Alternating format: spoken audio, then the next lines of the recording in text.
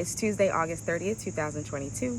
I'm Ashley Pollard here for today's edition of Tuesday Talk, where we review common real estate and mortgage related topics. Today's topic is how to avoid these 6 home accessory hazards. Now, cleaning your home is the first step into making it feel less cluttered, but the way you furnish your space is also key and important in its overall neatness. So here are 6 things you can do / avoid to achieve a more clean and tidy living space. Number 1 is your open storage options. Open shelves are great for books and art displays and things like that.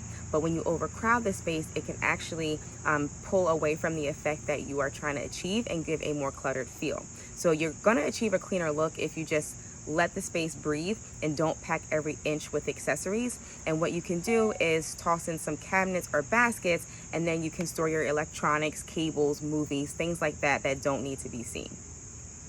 Number 2 is having too many colors. So you want to stick to using about 2 hues. And this is going to be combined with some other neutral colors, obviously, but this is going to give your home a cohesive look.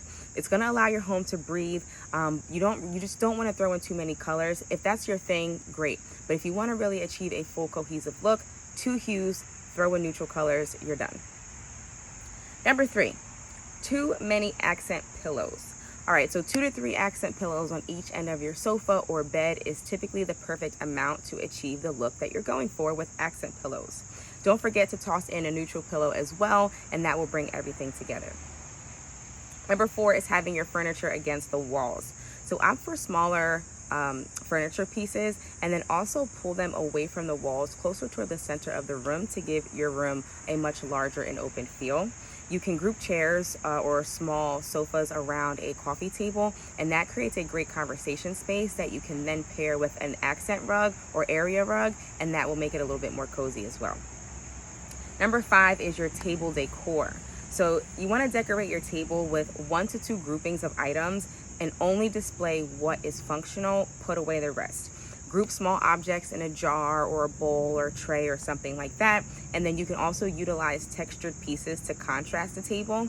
You can even, if you're into this, place some small items on top of a stack of books. Let's say you have some extra books to display, and you can put those out on your coffee table. Number 6 is your random photos. So some of us like to just throw art on the wall in weird, funky ways. And again, if that works for you, great. But art hung across a wall can really create a chaotic look, especially if you don't have a large space, and this will overwhelm your living space. So you want to group pictures in a collage or organized type of fashion, and then that will give your room a more balanced feel overall.